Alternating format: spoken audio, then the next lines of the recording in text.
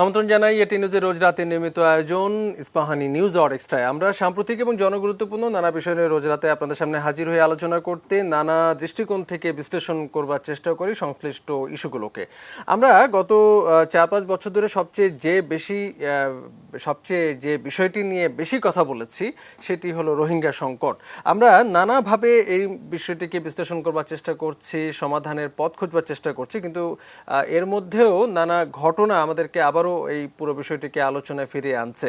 আমরা জানি যে রোহিঙ্গাদের একজন আলোচিত নেতা মহিবুল্লাহ, তাকে হত্যা করা হয়েছে গতকাল রাতে। আমরা এই প্রসঙ্গটি ধরে আজকে আলোচনাটি করতে চাই যে আমাদের একটি শঙ্কার জায়গা ছিল নিরাপত্তাহীনতা বা সন্ত্রাসবাদের উত্থান এই রোহিঙ্গাদের এই আশ্রয়কে কেন্দ্র করে, এবং সেই বিষয়টি কি আবারও আমাদের দুর্ভাবনার কারণ হয়ে উঠতে যাচ্ছে কিনা, এই বিষয়টি আজকে আমাদের আলোচনার মূল ফোকাস। আমাদের সঙ্গে আলোচক যারা আছেন আমরা শুরুতে একটু আলাপ করিয়ে নিতে চাই। আমাদের সঙ্গে আছেন সাবেক পররাষ্ট্র সচিব তৌহিদ হোসেন, রয়েছেন নিরাপত্তা বিশ্লেষক অবসরপ্রাপ্ত মেজর জেনারেল এ কে মোহাম্মদ আলী শিকদার, রয়েছেন চট্টগ্রাম বিশ্ববিদ্যালয়ের নৃবিজ্ঞান বিভাগের শিক্ষক অধ্যাপক ডক্টর রহমান নাসিরউদ্দিন, এবং আমাদের স্টুডিওতে রয়েছেন জাহাঙ্গীরনগর বিশ্ববিদ্যালয়ের আন্তর্জাতিক সম্পর্ক বিভাগের শিক্ষক অধ্যাপক শাহাব এনাম খান।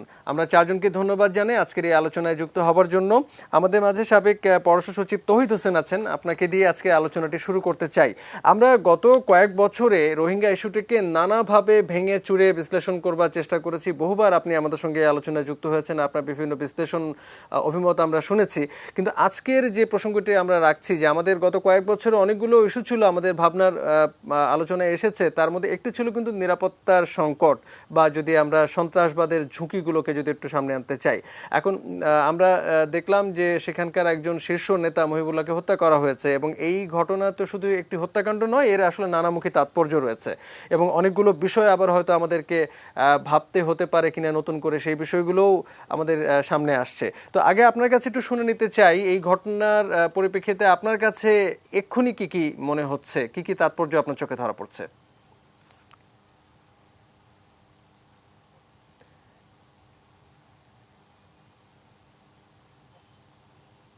ধন্যবাদ। শুনতে পাচ্ছেন কি? জি জি, শুনতে পাচ্ছি, একদম ঠিক আছে। জি,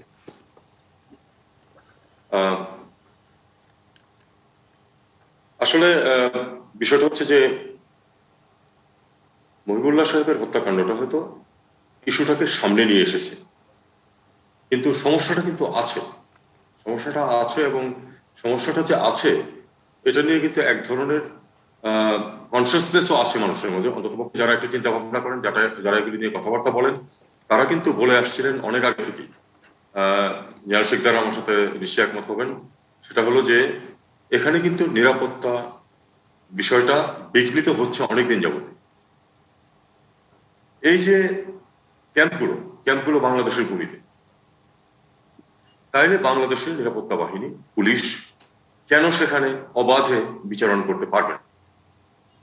আমরা জানি যে এই ক্যাম্পগুলিতে এমনও কিছু কর্নার, কিছু জায়গা ছিল খুবই ঘিঞ্জি, রাস্তাগুলি খুবই সরু, যেখানে আমরা এমনও শুনেছি যে আমাদের পুলিশ যেতে ভয় পেত, কারণ একেবারেই সন্ত্রাসীদের হাতে চলে গেছে সেই জায়গা।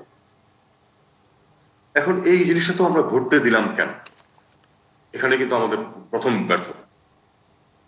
আমাদের উচিত ছিল প্রথম থেকেই নিয়ন্ত্রণটাকে পাকাপোক্ত করা। আমাদের নিরাপত্তা বাহিনী, আমাদের পুলিশ নিয়ন্ত্রণ করবে। দ্বিতীয় যে ইস্যুটা এখানে আসছে সেটা হলো যে এই যে নিরাপত্তাহীনতা, এটা কিন্তু শুধু রোহিঙ্গাদের কারণে না। তারা যা কিছু অপরাধ করছে, কারণ দেখুন ক্যাম্পের নেতৃত্বের অনেকখানি চলে গেছে কিন্তু অপরাধীদের হাতে। এটা সবাই স্বীকার করে যে সন্ত্রাসী অপরাধীরা ক্যাম্পের এক ধরনের নেতৃত্ব প্রতিষ্ঠা করেছে। তাদের মাঝেও সংঘাত হয়েছে অনেক, মানে বিভিন্ন গ্রুপের মাঝে আবার সংঘাত হয়েছে। তো এই জিনিসটা করতে পেরেছে এই জন্য যে এখানে অর্থকরী ভাবে খুব লাভজনক কিছু অপরাধ এখানে জড়িত হয়ে গেছে, এবং সেই অপরাধে আমাদের স্থানীয় যে অপরাধীরা তারাও জড়িত। তাদেরকে বাদ দিয়ে ধরুন মাদকের ব্যবসা শুধু রোহিঙ্গাদের পক্ষে চালানো সম্ভব। তারা হয়তো মিয়ানমার থেকে নিয়ে আসলো, এবং মিয়ানমারের বর্ডারে কিন্তু যতই সমস্যা থাকুক না কেন, এই মাদক পাচারকারীরা কিন্তু ঠিকই যাতায়াত করতে পারে কেউই তাদেরকে বাধা দেয় না, বা আমাদের এদিক থেকে যদি কিছু বাধা বিঘ্ন থাকেও ওই পারে কিন্তু মিয়ানমার সেনাবাহিনী বা বর্ডার পুলিশ যারা আছে তারা কিন্তু কোনো বাধা দেয় না। তারা কিন্তু এটাকে ফ্যাসিলিটেট করতেছে, কারণ এটা তাদের জন্য লাভজনক, তাদের এখানে তৈরি হচ্ছে। এই যে করছে এই কাজটা, তারা যদি এখানে নিয়ে আসে তারপর এটা ডিস্ট্রিবিউট করে সারা দেশে, সেটার জন্য বাংলাদেশের যে অপরাধীরা আছে তারা তাদের সাথে সহযোগিতা করে। এই নেক্সাস যদি আমরা ভাঙতে রাজি না হই, আমি রাজি না হয়ে বলতেছি এই কারণে যে এই কাজটি আমাদের কোন অপরাধী চক্র করতেছে এটা কিন্তু আমাদের নিরাপত্তা বাহিনী জানতো বা জানে, কিন্তু তারা তাদের বিরুদ্ধে তেমন কোনো ব্যবস্থা নেয় না, কারণ তারা ক্ষমতাশালী স্থানীয় বলে। এই নেক্সাসটাকে ভাঙতে হবে। যদি ভাঙতে পারেন তাহলে আপনার অপরাধ কমানো যাবে, অস্ত্রের দৌরাত্ম্য কমবে, আপনি অন্তত পক্ষে নিয়ন্ত্রণ করতে পারবেন মাদক পাচার। এটা যদি করতে না পারেন তাহলে কিন্তু এই সমস্যা চলতেই থাকবে। সমস্যাটা কোথায়, কেন উনি মারা গেলেন? কারণ উনি ছিলেন এমন এক পক্ষের নেতা যারা আসলে অধিকার এবং ঠিক আছে ওনারা নাগরিকত্ব চান, না হলে যাবেন না বলেছেন, কিন্তু তারা মিয়ানমারে ফেরত যাবেন, এটা কিন্তু তাদের প্ল্যান ছিল, এটা কিন্তু তাদের অবস্থান ছিল। তারা কিন্তু পৃথিবীতে যেখানেই গেছেন মহিবুল্লাহ, সেখানে কিন্তু এটাই বলেছেন যে আমরা মিয়ানমারের লোক, আমরা মিয়ানমারে ফেরত যেতে চাই, নিরাপত্তার সাথে অধিকারের সাথে আমাদেরকে সেখানে ফেরত দেওয়া। কিন্তু ক্যাম্পে অনেক লোকজন আছে অপরাধী চক্র যারা আসলে স্ট্যাটাস কোটা পছন্দ করে, কারণ স্ট্যাটাস কো তাদের জন্য লাভজনক। তারা চায় যে এই অবস্থায় বজায় থাকুক, যাতে তারা তাদের অপরাধী কাজকর্ম বহাল রাখতে পারে। এবং অনুমান করা হয় যে সেই চক্রেরই কেউ এই ঘটনাটি ঘটিয়েছে। ধন্যবাদ। জি, অনেকগুলো পয়েন্ট আপনি আমাদেরকে দিলেন। আমরা এই বিষয়গুলো নিয়ে একটু আলোচনা করবো বা আবারও আপনার কাছে বারবারে ফিরে আসবো। আমাদের মাঝে আছেন নিরাপত্তা বিশ্লেষক অবসরপ্রাপ্ত মেজর জেনারেল এ কে মোহাম্মদ আলী শিকদার। একটু আপনার কাছে একটু শুনতে চাই যে বিষয়গুলো আসলে তৌহিদ হোসেন আলোকপাত করছিলেন। আমরা তো এই বিষয়গুলো আসলে জানি যে কক্সবাজারের ওই অঞ্চলটি এমন একটি এলাকা যেখানে অনেক আগে থেকেই মাদক চোরাচালান কিংবা মানব পাচার এরকম বহু অপরাধের একটি ঘাঁটি আমরা জানি। তো এই রোহিঙ্গাদের এই সংকটটি শুরু হওয়ার পরে এটি আসলে একটি ভিন্ন মাত্রা পেয়েছে, এবং আমরা সাম্প্রতিক গত কয়েক বছর যদি দেখি যে এই ধরনের হত্যাকাণ্ড, এই ধরনের সন্ত্রাসবাদের নানা ঘটনা কিন্তু আমাদের গণমাধ্যমে শিরোনাম হয়েছে। কিন্তু মহিবুল্লাহর মতো একজন শীর্ষ নেতা, যিনি আসলে শুধু বাংলাদেশ বা মিয়ানমারের নন, তিনি আসলে বিশ্বের আরও অনেক দেশে তিনি নানাভাবে পরিচিত এবং আলোচিত, এবং আন্তর্জাতিক বিভিন্ন সংস্থা কাছে তিনি বেশ সুপরিচিত এবং একটা গ্রহণযোগ্য একটা পর্যায়ে তিনি আসলে ছিলেন। তাকে হত্যা করার মধ্য দিয়ে আসলে নিশ্চয়ই কোনো একটি বার্তা দেবার একটা চেষ্টা নিশ্চয়ই কোনো না কোনো পক্ষের আসলে থাকবে। আমরা অনেক আগে থেকেই জানি, এবং তৌহিদ হোসেনও বলছিলেন যে নিরাপত্তার যে একটি ঝুঁকি বা একটি সংকটের বিষয়টি, এটা তো আমরা অনেক বছর ধরেই আলোচনা করছি। তো এই সাম্প্রতিক এই ঘটনাগুলো কি আমাদেরকে অন্য কোনো দিকে ঘটনাগুলো যাচ্ছে এরকম কোনো বার্তা দিচ্ছে কিনা, আপনার পর্যবেক্ষণে কি বলে? আপনাকে ধন্যবাদ।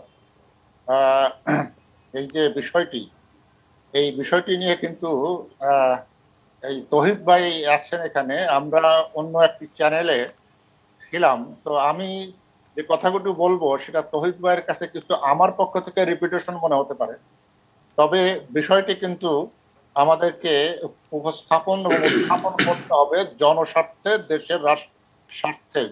এটা আমাদেরকে জোর করেই বলতে হবে। সেটি হলো এই যে এটি কোনো বিচ্ছিন্ন ঘটনা ঘটেছে, হঠাৎ করে ঘটে গেছে, এটাকে আমি কিছুতেই সেইটা মনে করছি না।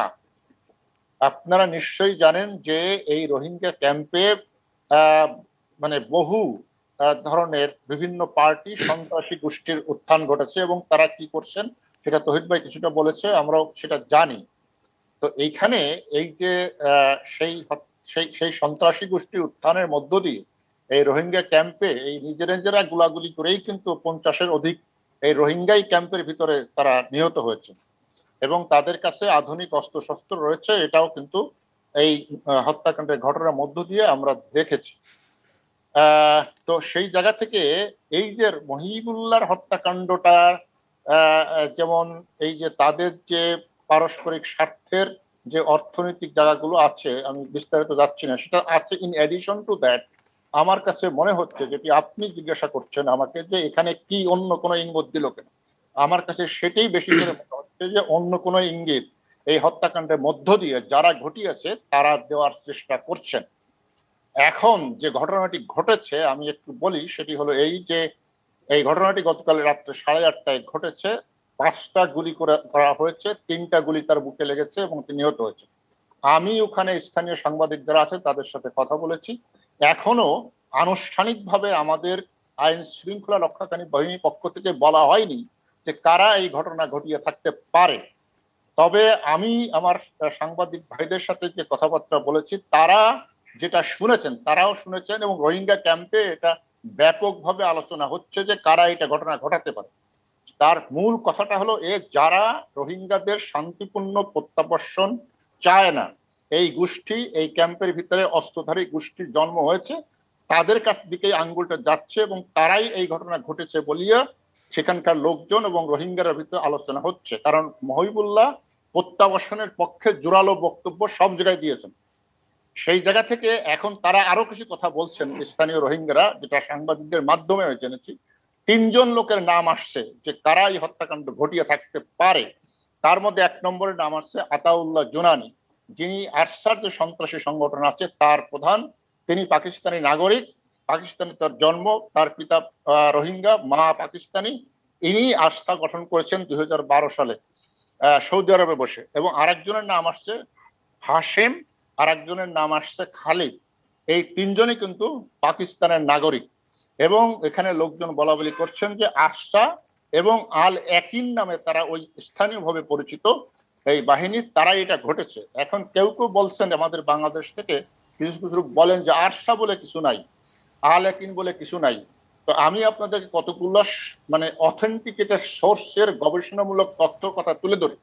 1 নম্বর, 1917 সালে 27 আগস্ট অন্যতম যে ক্রাইসিস গ্রুপ বলে, ইন্টারন্যাশনাল ক্রাইসিস গ্রুপ, ব্রাজিল ভিত্তিক, যেটা সারা বিশ্বে তাদের গবেষণার এবং সন্ত্রাসবাদ নিয়ে তাদের গবেষণার যথেষ্ট মূল্য রয়েছে, তারা 2017 সালের 27 আগস্ট যে প্রতিবেদন দিয়েছেন তাতে সেখানে বিস্তারিত হয়ে উল্লেখ করেছেন এই আরসা কিভাবে গঠিত হয়েছে, পাকিস্তানের গোয়েন্দা সংস্থা আইএসআই কিভাবে এটা সাথে জড়িত, সেটি তারা সেখানে বলেছেন। তারপরে দেখেন, এই যে আরসার সাথে যে পাকিস্তানি গোয়েন্দা সংস্থা আইএসআই জড়িত, তার আরেকটি প্রমাণ আমি দেই একেবারে তথ্য, ডেট, তারিখ উল্লেখ করে। সেটি হলো 2016 সালে, 2016 সালের 12ই মে আমাদের রোহিঙ্গা ক্যাম্পে, ওখানে আনসার ক্যাম্প ছিল, সেই আনসার ক্যাম্পে সন্ত্রাসীদের আক্রমণ হয়।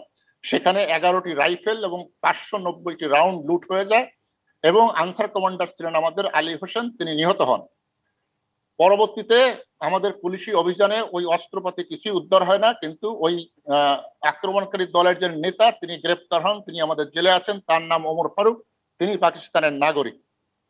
তারপরে আরেকটি উদাহরণ দিই, ঢাকা ট্রিবিউন 2017 সালের 3 জুলাই একটি খবর প্রকাশ করেছেন।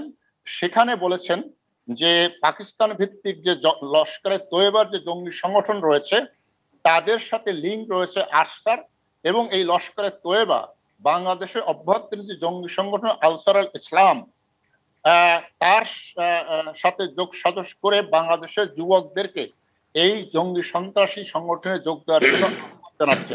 এই যে আরসার আরেকটি যে তথ্য আছে, সঠিক আন্তর্জাতিক খ্যাতি সম্পন্ন যে সমস্ত রিপোর্ট আছে, অ্যামনেস্টি ইন্টারন্যাশনাল রিপোর্ট করেছে 2018 সালের 27 জুন। তাদের বড় একটা ভলিউম ছিল, পৃষ্ঠা নম্বর 47-এ তারা উল্লেখ করেছে যে কিভাবে আরসা বাহিনী গঠিত হয়েছে এবং আতাউল্লাহ জুনুরের পরিচয় দিয়েছে, এবং 25 আগস্ট 2027 সালে কিভাবে আক্রমণ হয়েছে এবং তার পাল্টা হিসেবে মিয়ানমার সেনাবাহিনী কি করেছে সেটার বিস্তারিত ব্যাখ্যা রয়েছে। এসব উদাহরণ থেকে আমরা আসলে বুঝতে পারি আপনি যেটা আসলে শুরুতেই বলছিলেন যে এটিতে আসলে বিচ্ছিন্ন ঘটনা নয়, গত কয়েক বছরের বিভিন্ন ঘটনার ধারাবাহিকতায় আসলে এই ঘটনাটি সর্বশেষ আসলে ঘটলো। তো আমরা আসলে আপনার কাছ থেকে এটাও একটু শুনে নেবার চেষ্টা করব যে আসলে এই ঘটনাগুলোর পরিপ্রেক্ষিতে আসলে আমাদের পদক্ষেপগুলো কি হওয়া উচিত, বাংলাদেশের স্বার্থ অক্ষুণ্ণ রেখে বাংলাদেশের আইন শৃঙ্খলা রক্ষাকারী বাহিনী, নিরাপত্তা বাহিনী, তারা আসলে কি করতে পারে পুরো বিষয়টিকে নিয়ন্ত্রণে রাখার জন্য। এই বিষয়টি আপনার কাছে আমরা শুনবো। আমাদের সঙ্গে আরো অতিথি আছেন স্টুডিওতে শাহাব এনাম খান, যিনি জাহাঙ্গীরনগর বিশ্ববিদ্যালয়ের আন্তর্জাতিক সম্পর্ক বিভাগের অধ্যাপক।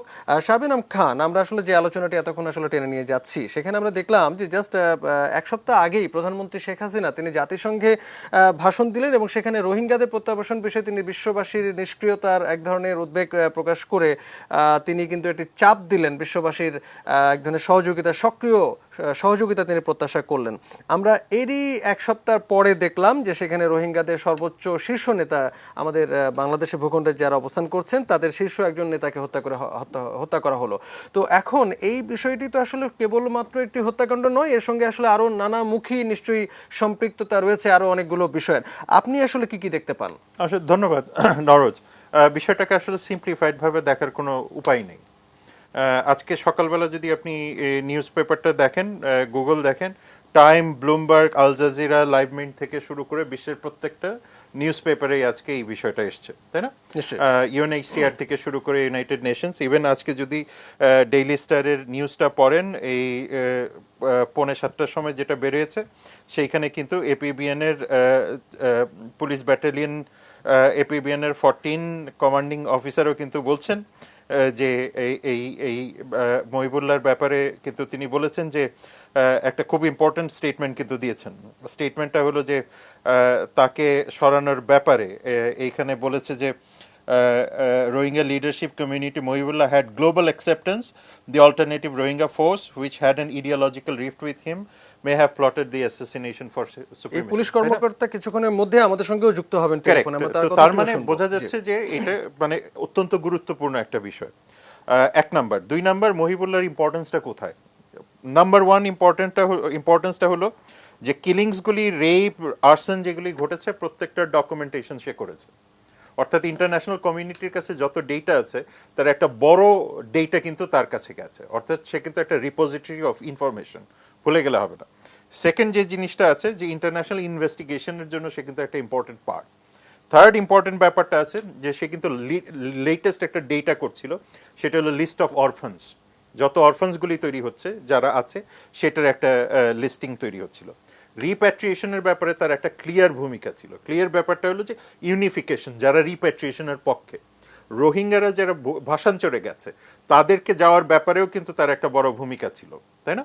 সুতরাং এই ক্ষেত্রে যে আপনার যারা রোহিঙ্গা হিসেবে কোন জায়গায় যাবে কি যাবে না, ইউনিফিকেশন, তাদেরকে একটা ইনফ্লুয়েন্স করা, একটা পজিটিভ ইনফ্লুয়েন্স করা, সেই জায়গাতে ছিল। লিবারেল ভয়েস, একটা বড় রকমের লিবারেল ভয়েসের ক্ষেত্রেও তার একটা বড় ভূমিকা ছিল। নন ভায়োলেন্স, সেই জায়গাতেও তার একটা ভূমিকা ছিল। তার মানে যারা আজকে এই হত্যাকাণ্ডটা ঘটিয়েছে আজকে থেকে প্ল্যান করেনি, অনেক দিন ধরেই প্ল্যান করেছে, যেটাও কিন্তু এপিবিএন এর স্টেটমেন্টে এসছে। সুতরাং তার মানে দেখা যাচ্ছে যে এটা একটা clear message, not only to the Rohingyas but also to other stake holders. Other stake হোল্ডার্সের মধ্যে সবচেয়ে বড় কি স্টেক হোল্ডার? বাংলাদেশ। তার মানে ইন্টারন্যাশনাল কমিউনিটি প্রত্যেককে কি মেসেজটা দেওয়া হচ্ছে? ভায়োলেন্সের বিরুদ্ধে মানে যারা দাঁড়াচ্ছে তাদেরকে মেসেজটা দেওয়া হচ্ছে, ইউনিফিকেশনের বিরুদ্ধে যারা দাঁড়াচ্ছে তাদেরকে মেসেজটা দেওয়া হচ্ছে, রিপ্যাট্রিয়েশনের বিরুদ্ধে যারা দাঁড়াচ্ছে তাদেরকে মেসেজটা দেওয়া হচ্ছে। তার মানে বাংলাদেশকে এখানে একটা স্ট্রংগেস্ট পসিবল ভূমিকা নিতে হবে, যে কার্টে মানে যেভাবেই হোক এই সিকিউরিটিটা এনশিওর করা। মায়ানমার কিন্তু বারবার ক্লেম করে আসছে যে আরসাই হলো তাদেরকে, এই লেটেস্ট তারা বিভিন্নভাবে বলার চেষ্টা করছে যে আরসার কারণে রিপ্যাট্রিয়েশন হচ্ছে না। তার মানে এই যে আরসা যে জুজুটা আমরা বারবার শুনি, তার মানে এই যে মায়ানমার কেন্দ্রিক যে আরেকটা, তার মানে এইখানে আমাদেরকে দেখতে হবে যে এক্সটার্নাল ফোর্সেস কারা কারা এইখানে ইনভলভ আছে। তার মানে আমাদের জন্য এই বিষয়টা যে শুধুমাত্র যে এই ক্যাম্প কেন্দ্রিক না, তার মানে এইখানে এক্সটার্নাল কারা কারা আছে এটাও এখন খুঁজে বের করাটা খুব জরুরি হয়ে গেছে। একটা জিনিস আমাদেরকে খেয়াল করতে হবে যে এই যে ঘটনাটা ঘটলো এটার প্রাইম বেনিফিশিয়ারি কারা। অর্থাৎ এই আজকের আলোচনায় যে আমাদের আগের বক্তারা বলে গেলেন, এখানে খেয়াল করেন নার্কোটিক্সের বিজনেস আছে, অর্থাৎ এখানে ইডিওলজির কিন্তু কোনো নামগন্ধই নাই। অর্থাৎ এটা পিওর ক্রিমিনাল নেক্সাস ছাড়া আর কিছু না। অর্থাৎ এখানে ক্রিমিনাল নেক্সাসগুলি কি আছে? নার্কোটিক্স নেক্সাস আছে, হিউম্যান ট্রাফিকিং নেক্সাস আছে। তো এইগুলির সাথে কি জেনারেল রোহিঙ্গারা রিলেটেড কিনা, অর্থাৎ বা সিগনিফিক্যান্ট কারা রিলেটেড আছে, এবং এই নেক্সাসগুলি কি শুধুমাত্র রোহিঙ্গাদের কেন্দ্র করে হচ্ছে না আর কারা জড়িত আছে? সুতরাং সেইগুলিকে ক্র্যাক করতে হবে।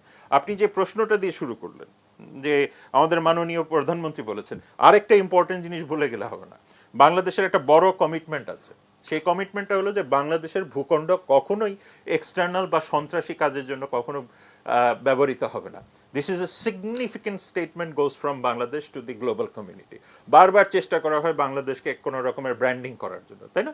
আমরা বারবার দেখি না বিভিন্ন রকমের ইন্ডিকেশন। সুতরাং এইখানেও একটা মেসেজিং দেওয়ার চেষ্টা করা হতে পারে ভবিষ্যতে। সুতরাং আমাদেরকে স্ট্রংগেস্ট পসিবল ভাবে এই জায়গাগুলিকে অ্যাড্রেস করার টাইম এখন চলে আসছে। লাস্ট যে ইম্পর্টেন্ট পয়েন্টটা আমাদের জন্য এইখানে খুব ইম্পর্টেন্ট, মহিবুল্লাহর এই মৃত্যুর মধ্যে দিয়ে যে জিনিসটা বারবার আমাদেরকে জানান দেওয়া হচ্ছে যে ক্যাম্পের ইন্টারনাল সিকিউরিটি, যেটা তৌহিদ স্যার প্রথমেই যে জিনিসটা বললেন, যে এখন আমাদের মনে হয় যে স্ট্রিক্টেস্ট পসিবল, সেখানে অনেক সময় কোয়েশ্চেন আসে। আজকেও আমার সাথে একটা বড় রকমের ডিবেট হচ্ছিল যে হিউম্যান রাইটস ভার্সেস সিকিউরিটি। এইখানে আমাদের কাছে যেটা মনে হচ্ছে যে এই যে লিবারেল ভয়েসগুলিকে কারা সাপ্রেস করছে, তার মানে কি এইটা ইউএন সাপ্রেস তো করছে না, বাংলাদেশ সরকার তো এটাকে সাপ্রেস করছে না, বাংলাদেশের সিভিল সোসাইটি এটাকে সাপ্রেস করছে না। সাপ্রেসতে তার মানে কি হচ্ছে, সিকিউরিটি সিচুয়েশন ডিক্লাইন করছে, ডিক্লাইন করার কারণে আজকে বহিমুল্লার মতো যারা যে ভয়েসগুলি আছে সেইগুলিকে সাপ্রেস হয়ে যাবে। সুতরাং আমার কাছে মনে হয় এখন একটা স্ট্রিক্টেস্ট পসিবল টাইম এসছে যখন আমাদেরকে এই ডিসিশনটা রাষ্ট্রীয়ভাবে নিতে হবে যে আমরা কতটুকু সিকিউরিটি লেভেলে আমরা এখানে যাব এবং কতটুকু সিকিউরিটি প্রোভাইড আমাদেরকে এখন করা প্রয়োজন। কারণ আদারওয়াইজ এইটার যে স্পিল ওভার এফেক্টটা হবে এইটা কিন্তু মোটেও সুখকর হবে না। সুতরাং যে কোয়েশ্চেনটা আজকে এসছে যে এই ইন্টারনাল সিকিউরিটি কতটুকু, কারণ আজকে যদি আপনি দেখেন মহিবুল্লাহকে মানে পয়েন্ট ব্ল্যাঙ্ক যদি গুলি করা হয় এতগুলি মানুষের মাঝে, তার মানে আরও যারা ভয়েস আছে, যারা নন ভায়োলেন্ট ভয়েস আছে, যারা আপনার এই রিপ্যাট্রিয়েশনের পক্ষে আছে, তাদেরকে তো আবার বারবার এই ধরনের অ্যাসল্ট করা পসিবল। সুতরাং আপনি যদি বারবার ভয় দেখাতে থাকেন, কারণ আজকে আমি বলছিলাম ডেইলি স্টকে যে আপনি যদি সাইকোলজিক্যাল ট্রমা তৈরি করেন তাহলে সাইকোলজিক্যাল ট্রমাতে তো সে ফিরে যাওয়ার জন্য মানে প্রোঅ্যাক্টিভ হবে না। সুতরাং সেই জন্য আমাদেরকে এই মুহূর্তে স্ট্রিক্টেস্ট পসিবল ইনিশিয়েটিভ নিতে হবে ক্যাম্পকে সিকিউর করার জন্য, সেটা যে পন্থাতেই হোক, এবং এই রিপ্যাট্রিয়েশন প্রসেসটাকে যেভাবে হোক মোবিলাইজ করতে হবে ডিপ্লোম্যাটিক্যালি ইন্টারন্যাশনাল কমিউনিটির সাথে। সেই ক্ষেত্রে ইন্টারন্যাশনাল কমিউনিটির দায় দায়িত্ব আরেকটু বাড়াতে হবে এবং তাদেরকেও এখানে ফোর্থকামিং হতে হবে, স্টেটমেন্ট দেওয়ার বাইরেও তাদেরকে এখন আরও অনেক বেশি ফোর্থকামিং হতে হবে মায়ানমারের ব্যাপারে। নিশ্চয়ই অনেকগুলো পয়েন্ট দিলেন। আমরা আসলে আপনি যে বললেন যে আমাদের কি কি করা উচিত যে বিষয়গুলো, এটা কিছুক্ষণ আগে অন্য আলোচকরাও বলছিলেন, কিভাবে সেই পথে আমরা আসলে হাঁটতে পারি সেই বিষয়গুলো আমাদের একটু আজকে আলোচনার বিষয়। আমাদের সঙ্গে আছেন চট্টগ্রাম বিশ্ববিদ্যালয়ের নৃবিজ্ঞান বিভাগের অধ্যাপক ডক্টর রহমান নাসির উদ্দিন। আমরা তার কাছে যাবার আগে আমাদের সঙ্গে কিছুক্ষণ আগেই তার নাম আসছিল যে কক্সবাজারের 14 এপিবিএনের অধিনায়ক নাইমুল হক, আমরা তাকে একটু যুক্ত করবার চেষ্টা করছিলাম। এসপি নাইমুল হক, আপনি কি শুনতে পাচ্ছেন? জি, আমি শুনতে পাচ্ছি। জি, অনেক ধন্যবাদ আমাদের সাথে যুক্ত হওয়ার জন্য। আপনি যুক্ত হবার আগে আমরা আলোচনা টেনে নিচ্ছিলাম, আমাদের সঙ্গে সাবেক পররাষ্ট্র সচিব তৌহিদ হোসেন আছেন, নিরাপত্তা বিশ্লেষক মেজর জেনারেল অবসরপ্রাপ্ত একে মোহাম্মদ আলী শিকদার আছেন, চট্টগ্রাম বিশ্ববিদ্যালয় নৃবিজ্ঞান বিভাগের অধ্যাপক রহমান নাসির উদ্দিন এবং জাহাঙ্গীরনগর বিশ্ববিদ্যালয় আন্তর্জাতিক সম্পর্ক বিভাগের অধ্যাপক শাহ এনাম খান আছেন। তারা কথা বলছিলেন, আমি জানি না যে আপনি শুনেছেন কিনা কিছু। আপনার কাছে আসলে আজকে সারাদিন আপনার অনেক ব্যস্ততা গেছে, কারণ গতকালকে আমরা রোহিঙ্গাদের একজন শীর্ষ নেতাকে হত্যার খবর সংবাদ শিরোনাম হতে দেখেছি এবং বিশ্বের বেশিরভাগ শীর্ষ সংবাদপত্রে এই খবরটি শিরোনাম হয়েছে। তো আমরা আসলে এতক্ষণ যে আলোচনা করছিলাম সেখানে আসলে একটা প্রশ্ন উঠে আসছিল বারে বারে যে কালকের এই ঘটনা তো আসলে বিচ্ছিন্ন কোনো ঘটনা নয়, গত কয়েক বছরে অনেক ঘটনা ঘটেছে এবং অনেক রকম কথা আমরা শুনছিলাম, তারই ধারাবাহিকতায় এটা হলো কিনা এরকম একটা সম্পৃক্ততা অনেকেই খুঁজে পাচ্ছেন। আমরা একটা ব্যাপার একটু বুঝতে চাই যে রোহিঙ্গা ক্যাম্পের বিস্তৃতি তো আসলে বেশ বড় একটি জায়গা জুড়ে, সেখানে কি আসলে আইন শৃঙ্খলা রক্ষাকারী বাহিনী বা নিরাপত্তা বাহিনীর কি একদম সম্পূর্ণ নিয়ন্ত্রণ তদারকি এগুলো কি আছে কিনা? কারণ এই প্রশ্নটা এসেই যায় যে নইলে আসলে সন্ত্রাসবাদী অস্ত্রের ঝনঝনানি আসলে কিভাবে সম্ভব হচ্ছে সেখানে, আপনার পর্যবেক্ষণে। জি, আপনাকে ধন্যবাদ জানাচ্ছি আমাকে এই আপনাদের এই অনুষ্ঠানে আমন্ত্রণ জানানোর জন্য, এবং যারা উপস্থিত আছে সবাইকেই আমি আমাদের 14 আর্ম পুলিশ ব্যাটালিয়নের পক্ষ থেকে শুভেচ্ছা জানাচ্ছি। আসলে গতকালকে যেই ঘটনাটি, মহিবুল্লাহ উনি গুলিতে নিহত হয়েছেন, আপনারা সবাই ইতিমধ্যে বিষয়টি জেনেছেন।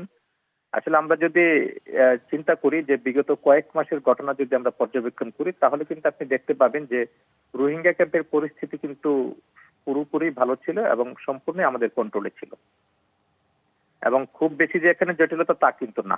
আমরা বিশেষ করে আমরা 3টা আর্ম পুলিশ ব্যাটালিয়ন রোহিঙ্গা ক্যাম্পের দায়িত্ব নেবার পর থেকে কিন্তু রোহিঙ্গা ক্যাম্পের আইন শৃঙ্খলা পরিস্থিতি ভালো।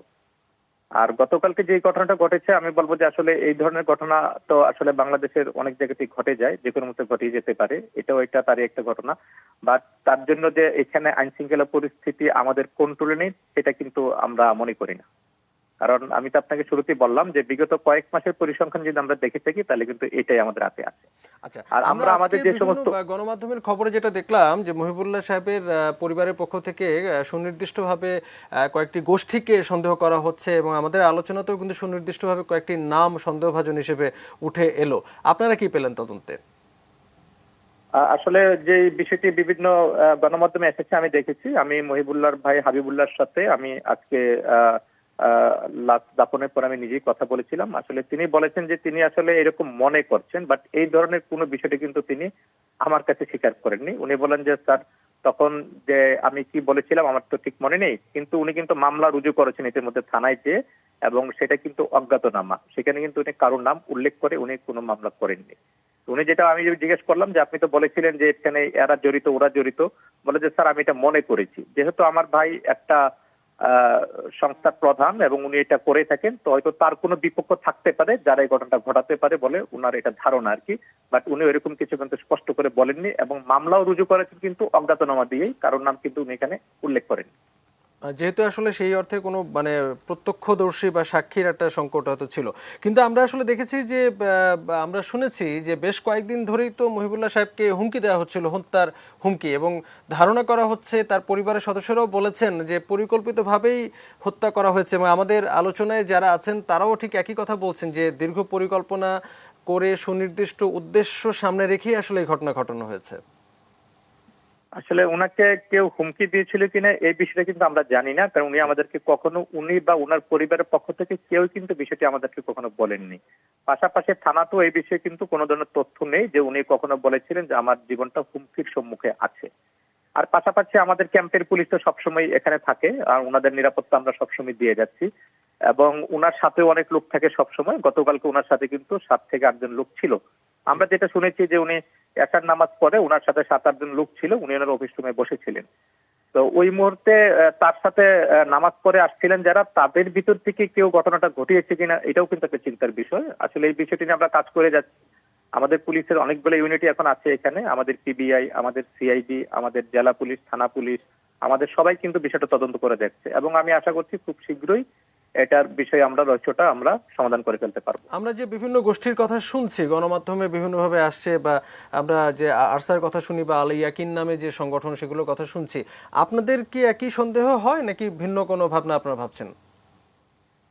আসলে আরসা এবং আল ইয়াকিন আপনি যেটাই বলেন না কেন, এটা আমরা জানি যে আল ইয়াকিন হচ্ছে আরবি শব্দ আর আরসা হচ্ছে এটা মায়ানমারের একটা শব্দ। দুইটা কিন্তু একটা দলকেই সবাই মানে নির্দিষ্ট করে থাকে আর কি, আরসা বা আল ইয়াকিন। আসলে আরসা বা আল ইয়াকিনের ওই রকম কোনো অস্তিত্ব কিন্তু আমরা আমাদের ক্যাম্পগুলোতে পাইনি। বাট এখানে কিছু দুষ্কৃতিকারী থাকে, এটা প্রতি জায়গায় থাকে, ওরা কিন্তু নিজেদেরকে ওই আরসা আল ইয়াকিনের কথা বলে ওটা প্রভাব বিস্তার করার চেষ্টা এখানে করে, এবং ওরা সেই প্রভাব বিস্তার করে এখানে সাধারণ রোহিঙ্গাদেরকে বলে যে হ্যাঁ আমরা কিন্তু আরসার লোক, এই লোক, এই একটা কাজ ওরা করে থাকে। কিন্তু ওই রকম আরসা বা আল ইয়াকিনের অস্তিত্ব কিন্তু আমরা এখানে পাইনি। আমরা অনেকগুলো অভিযান চালিয়েছি এবং আমরা অনেক, আমাদের ইন্টেলিজেন্সও আছে, ওরাও কিন্তু আমাদেরকে সেরকম করে কোনো তথ্য দিতে পারেনি যে এখানে আরসা আল ইয়াকিনের বড় কোনো সংগঠন এখানে কাজ করছে বলে। রোহিঙ্গাদের শীর্ষ একজন নেতাকে হত্যা করা হলো, এর প্রভাব তো আসলে নিশ্চয়ই খুব দ্রুত শেষ হয়ে যাবার নয়, হয়তো দীর্ঘমেয়াদীও কিছু হতে পারে। এরকম কোনো কিছু কি আপনারা আশঙ্কা করেন? আমরা আসলে সবসময় সবকিছুর জন্য আমরা প্রস্তুত থাকি। যেমন গতকালকে ঘটনার পর থেকে কিন্তু আমরা মোটামুটি আমরা আইন শৃঙ্খলা পরিস্থিতি আমরা নিয়ন্ত্রণে রাখতে পেরেছি। আমরা সাধারণ রোহিঙ্গাদের সাথে আমরা কথা বলেছি, ওনারা বুঝতে পেরেছেন বিষয়টা, এবং আমরা সুন্দরভাবে কিন্তু আজকে তার জানাজা সম্পন্ন করে দিয়েছি। লোকরা কিন্তু তাদের যার যার বাসায় ফিরে গিয়েছে, এবং পরবর্তীতে এটা নিয়ে কোনো ধরনের আশঙ্কা আছে কিনা এটা নিয়ে আমাদের তদন্ত চলছে। আমাদের ইন্টেলিজেন্স টিম আছে, মাঠে কাজ করছে। এই ধরনের কোনো আশঙ্কা আমরা এখন পর্যন্ত মনে করছি না। তবে যেটা নিয়ে আপনারা কথা বলছেন যে আসলে রোহিঙ্গাদেরকে আসলে কতদিন এখানে থাকা উচিত বা ওদের চলে যাওয়া উচিত কিনা, এটা আসলে একটা বড় সিদ্ধান্ত। আমার মনে হয় যত দ্রুত এটা সমাধান হবে ততই আমাদের সবার জন্যই ভালো বিষয়টি নিয়ে আসছে। জি, অনেক ধন্যবাদ। শাহবেনম খান কি কোনো কথা জিজ্ঞেস করতে চাইছিলেন? আমি জিজ্ঞেস করতে চাচ্ছিলাম না, আমি শুধু নাইমুল ইসলামের সাথে আমি দুটো জিনিস এগ্রি করি, যে উনি যে এটা বললেন। আচ্ছা, তাহলে এটা আমরা একটু পরে শুনছি। বিরতির পর ফিরে এসে বাদবাকি আলোচনা নিশ্চয়ই সঙ্গে থাকবেন।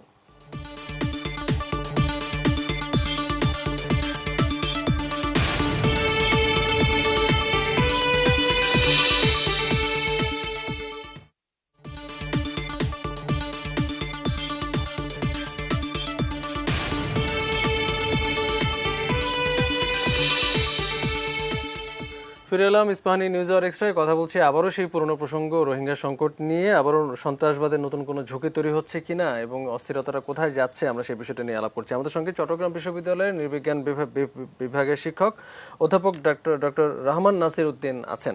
আমরা এতক্ষণ যে আলোচনাটি আসলে টেনে নিচ্ছিলাম, তো সেখানে আসলে অনেকগুলো বিষয় আমাদের এই আলোচনায় আসলে উঠে এলো। আমরা একটু আপনার কাছে যে বিষয়টা শুনবো, যে আমরা অনেক বছর ধরে আসলে যে আলোচনাগুলো করছি রোহিঙ্গাদের নিয়ে, সেখানে আমরা দেখছি যে রোহিঙ্গাদের মধ্যে কিন্তু শুরু থেকে এক ধরনের নেতৃত্বের একটি সংকট বা শূন্যতা যা বলে সেটি রয়ে গেছে। তো সেখানে তাদের একজন নেতৃত্বের একটি ব্যক্তিত্ব, যিনি আসলে বাংলাদেশ বা রোহিঙ্গা জনগোষ্ঠীর কাছে এবং বিশ্বের আন্তর্জাতিক সম্প্রদায়ের কাছে তিনি আসলে একটা গ্রহণযোগ্য একটা পর্যায়ে ছিলেন। আমরা জানি যে রোহিঙ্গাদের প্রত্যাবাসনের ইস্যুতে শুধুমাত্র যে মিয়ানমারের তরফ থেকে এক ধরনের অনীহা বা সময়ক্ষেপণের নানা কূটকৌশল এগুলো রয়েছে তা নয়, রোহিঙ্গা জনগোষ্ঠী যারা এদেশে রয়েছে তাদেরকেও আসলে এক ধরনের আস্থায় নিয়ে এসে তাদেরকে ফেরত পাঠানোর বিষয়টিও কিন্তু আসলে এখানে একটি বড় ফ্যাক্টর। তো এই ধরনের ঘটনা যদি ঘটে, একজন নেতাকে তারা যদি হত্যা করা হয়, সেক্ষেত্রে আসলে প্রত্যাবাসনের ক্ষেত্রে আবার কি ধরনের কি ঝুঁকি তৈরি হয়, সেই বিষয়গুলো আমরা একটু বুঝতে চাই। আপনি কি আপনার পর্যবেক্ষণে ধরা পড়ে? ধন্যবাদ আপনাকে। আমি 3টা পয়েন্টে খুবই সংক্ষেপে বলতে চাই। প্রথম পয়েন্ট হচ্ছে, যে আলোচনাটা আমরা এতক্ষণ শুনলাম তার ভেতর দিয়ে একটা রিপ্রেজেন্টেশন কিন্তু এখানে আসছে, এবং এটা ওয়াইডলি বাংলাদেশে যারা এই ইস্যুটা নিয়ে কথা বলছি আমরা, এবং মহিবুল্লাহর মৃত্যুকে বা হত্যাকাণ্ডকে কেন্দ্র করে যে আলোচনাগুলো আমরা এখানে আনছি, তাতে করে এমন একটা ধারণা কিন্তু মানে উপস্থাপিত হচ্ছে যে রোহিঙ্গা ক্যাম্পগুলো মূলত একটা সন্ত্রাসী, একটা মানে এই ধরনের মানে আপনার দলীয় কোন দল এই ধরনের একটা কিছুর, বা বিভিন্ন আমরা যেটাকে বলি যে মানে এক ধরনের মিলিট্যান্ট গ্রুপের একটা আখড়া বা আস্তানা হয়ে উঠছে। আসলে এইটা এক অর্থে যে রোহিঙ্গা ইস্যুতে বাংলাদেশের যে একটা অবস্থান, সেটাকে কিন্তু খানিকটা ঝুঁকির মধ্যে ফেলে দেবে। এটা কিন্তু খুবই সেন্সিটিভ একটা ব্যাপার। তার কারণ হচ্ছে, মিয়ানমার যে জিনিসটাকে স্টাবলিশ করতে চাচ্ছে সেটা হচ্ছে যে রোহিঙ্গারা সন্ত্রাসী, আরসা, রোহিঙ্গারা মানে এখানে বাংলাদেশ আশ্রয় দিয়েছে, বাংলাদেশ সন্ত্রাসীদের আশ্রয় দিয়েছে। আমরা যদি এই মিয়ানমারের যে ন্যারেটিভস, যেটা মিয়ানমার গ্লোবালি সার্কুলেট করছে, আর আমরা যদি সেটা রোহিঙ্গা ক্যাম্পে এ ধরনের কার্যক্রম সক্রিয়ভাবে চলছে, সেটা ক্রমবর্ধমান, এটা উপস্থাপন করি, তাহলে কিন্তু আলটিমেটলি ওই মিয়ানমারের জায়গাটাই কিন্তু প্রতিষ্ঠিত হয়ে যায়। সুতরাং আমি মনে করি, ব্যক্তিগতভাবে আমি সবার প্রতি শ্রদ্ধা রেখে বলছি যে আমাদের এই জায়গাটা একটু সেন্সিটিভলি প্রেজেন্ট করতে হবে। কারণ আমি দীর্ঘদিন ধরে রোহিঙ্গাদের সাথে কাজ করি, আমি সম্প্রতি ভিজিট করেছি, এবং আমি এটা দায়িত্ব নিয়ে বলতে পারি যে 11 লক্ষাধিক রোহিঙ্গা সেখানে বাস করে। তাদের মধ্যে খুবই অল্প সংখ্যায়, সেটা হয়তো 2000, হয়তো 5000, হয়তো 10,000, অল্প সংখ্যক রোহিঙ্গা এ ধরনের দুষ্কৃতি বা দুষ্কর্মের সাথে যুক্ত। এখানে তৌহিদ হোসেন যেটা বলছিলেন, ওনার সাথে আমি একমত যে এটা একটা বর্ডারল্যান্ড, সেখানে সীমান্ত বাণিজ্য আছে, ইয়াবা পাচারের ব্যাপার আছে, আর্মস ট্রাফিকিং আছে, নারী এবং শিশু যে পাচারের ব্যাপার আছে, এগুলো কিন্তু রোহিঙ্গারা ইনভলভ। প্রধানত আমাদের এই বাঙালি কিছু মানে এরকম আপনার মানে ব্যবসায়ী, তারা তাদেরকে ব্যবহার করছে। তারা যে একটা ভালনারেবল অবস্থায় আছে, সেটাকে কিন্তু আমরা অনেক সময় একটা ভালনারেবল স্পেস থেকে আমরা নিজেদের জন্য ব্যবহার করি, সেটাকেও একটা দেখতে হবে। সুতরাং রোহিঙ্গাদেরকে অ্যাজ এ হোল একটা মানে এভাবে প্রজেক্ট করার, আমি মনে করি এটা হিতে বিপরীত হবে। এটা হচ্ছে একটা পয়েন্ট। 2 নম্বর পয়েন্ট সেটা হচ্ছে, আপনি যে পয়েন্টটা তুলেছেন সেটা খুবই গুরুত্বপূর্ণ, যে রোহিঙ্গারা সে 1962 সালে যখন বার্মার যখন ক্ষমতা মিলিটারি দখল করে, তারপর থেকেই লিটারালি রোহিঙ্গারা কিন্তু নানান ধরনের প্রসিকিউশন এবং ফ্রিকোয়েন্স, আপনারা জানেন যে জেনোসাইড আমরা যেটাকে বলি, হত্যা, ধর্ষণ, এই ধরনের এক ধরনের প্রসিকিউশন অভিজ্ঞতার ভেতর দিয়ে কিন্তু তারা গেছে। এমনকি 2011 সালে যখন আমরা ডেমোক্রেটাইজেশনের কথা বলছি, সূচিকে রিলিজ করে দিয়ে, তারপরেও কিন্তু মিলিটারি সেখানে কিন্তু একটা বড় স্ট্রং রোল প্লে করে, এবং রাষ্ট্রের যে দৃষ্টিভঙ্গি রোহিঙ্গাদের প্রতি, সেটার কিন্তু কোনো পরিবর্তন ঘটেনি। এবং 2016 এবং 17 সালের ঘটনা আমরা জানি। সুতরাং আমি যেটা বলবো সেটা হচ্ছে, এই যে দীর্ঘ 4-5 দশকের যে তাদের যে পারসিকিউশনের অভিজ্ঞতা, এর বিরুদ্ধে একটা রেজিস্ট্যান্স, রেজিলিয়েন্স ডেভেলপ করার জন্য সাংগঠনিকভাবে রোহিঙ্গারা কিন্তু কেউ দাঁড়াতে পারেনি। রোহিঙ্গাদের কোনো সংগঠিত সংগঠন, অ্যাকসেপ্টেড সংগঠন নাই। আরএসও ছিল এক সময়, তারাও একটা সন্ত্রাসী সংগঠন হিসেবে পরিচিত হয়েছে। তারপর আরসা ছিল, আলিয়াকিন আরসা আসলে একই জিনিস, তারাও একটা সন্ত্রাসী সংগঠন হিসেবে পরিচিত হয়েছে বিশ্বব্যাপী। সুতরাং রোহিঙ্গাদেরকে নেতৃত্ব দেওয়ার মতো, রোহিঙ্গাদের ভয়েস হয়ে ওঠার মতো কোনো সাংগঠনিক কাঠামো রোহিঙ্গাদের মধ্যে তৈরি হয়নি। কিন্তু 2017 সালের পরে রোহিঙ্গারা যখন প্রায় 7.5 লক্ষ রোহিঙ্গা বাংলাদেশে আসে, তখন কিন্তু এই মহিবুল্লাহ কিন্তু মাস্টার মহিবুল্লাহ নামে পরিচিত, মংডো টাউনশিপে কিন্তু মাস্টার হিসেবে অত্যন্ত জনপ্রিয় ছিল। এখানে আসার পরে তখন মানে Arakan Rohingya society for piece and human rights, এই যে সংগঠনটা করে, এটা কিন্তু 2017 সালে বাংলাদেশে আসার পরেই করে। এই সংগঠন আপনি দেখেন মহিবুল্লাহর মৃত্যুর পরে Amnesty International, human rights watch এবং ইউএন হিউম্যান রাইটস কমিশন থেকে শুরু করে সারা পৃথিবীর leading 45 rights, leading human rights international অর্গানাইজেশনসগুলো কিন্তু স্টেটমেন্ট দিয়েছে। এবং পৃথিবীর সব ধরনের, তার মানে দাঁড়াচ্ছে কি যে মহিবুল্লাহর কিন্তু একটা ইন্টারন্যাশনাল অ্যাকসেপ্টেন্স আছে, ইন্টারন্যাশনাল কমিউনিটির কাছে তার একটা অ্যাকসেপ্টেন্স আছে। এমনকি যেটা আমার পূর্ববর্তী বক্তারা বলেছেন যে বাংলাদেশ সরকার যখন রোহিঙ্গা ইস্যুতে কোনো পলিসি তৈরি করবে, তো রোহিঙ্গাদের সাথে একটা ডায়ালগ ডেভেলপ করার যে ব্যাপার আছে সেটা কার সাথে করবে, সেরকম একজন কন্ট্যাক্ট পার্সন ছিল মহিবুল্লাহ। সুতরাং এই মহিবুল্লাহকে হত্যা করা হয়েছে, এটাকে শুধুমাত্র একজন নেতাকে হত্যা করা হয়েছে এইভাবে না দেখে পুরো এন্টায়ার বিষয়টাকে একটা লার্জার ফ্রেমওয়ার্কে যদি আমরা দেখি, আপনি দেখবেন যে 2021 সালের ফেব্রুয়ারির 1 তারিখ মিলিটারি কিন্তু ক্ষমতা দখল করেছে মিয়ানমারে, এবং আপনি দেখবেন এর পরে কিন্তু আমাদের কিন্তু প্রত্যাবাসন প্রক্রিয়া বন্ধ হয়ে গেছে। এবং এইটা একটা মোটামুটি এখন কোভিড সিচুয়েশন ছিল, সেখান থেকে নর্মালসিতে আসছে, এখন একটা মোমেন্টাম তৈরি হওয়ার টাইম তৈরি হয়েছে। এর মধ্যে আপনি দেখবেন যে আফগানিস্তানে কিন্তু মানে তালেবানরা কিন্তু ক্ষমতা দখল করেছে, এই যে পুরো রিজিওনাল একটা এখানে একটা ইমপ্লিকেশন কিন্তু আছে। সুতরাং মহিবুল্লাহকে হত্যা করা এটা যেমন বাংলাদেশের জন্য অনেক বড় একটা লস, যে বাংলাদেশ যে একজন কন্ট্যাক্ট পার্সন রোহিঙ্গাদের লিডার হিসেবে যার সাথে কথা বলবে, ডায়ালগ ডেভেলপ করবে, এইটা যেমন লস করলো, পাশাপাশি Rohingya community as a whole, যে তাদের একটা রিপ্রেজেন্টেটিভ যে ক্যাটেগরি, রিপ্রেজেন্টেটিভ অর্গানাইজেশন, যেটা গ্লোবালি তাদের ভয়েস আকারে, যে যার ভিতর দিয়ে তারা নিজেদের যে দুঃখ বেদনা, চাওয়া চাহিদা আকাঙ্ক্ষা এগুলোকে প্রকাশ করবে, সেটাও কিন্তু এখানে বন্ধ হলো। ফাইনালি আমি যে কথাটা বলবো, আপনি হয়তো রিপোর্টে দেখেছেন মহিবুল্লাহকে হত্যা করার 10 মিনিট আগে মহিবুল্লাহ আরেকজন নেত্রীর সাথে কথা বলেছিলেন, যেটা মানে আমি নামটা বলছি না, পত্রিকায় আসছে, এটা রিসার্চ এথিক্সের কারণে বলছি না, কিন্তু ওই মহিলা কিন্তু একজন নেত্রী, এবং এই মহিলা এবং মহিবুল্লাহ এবং ওনার টিম এরাই কিন্তু রোহিঙ্গাদেরকে মোটিভেট করেছে যে রোহিঙ্গারা প্রথম আপনি জানেন যে ভাষান্তরে যেতে চায় নাই, তারা এই টিমটা কিন্তু করেছে।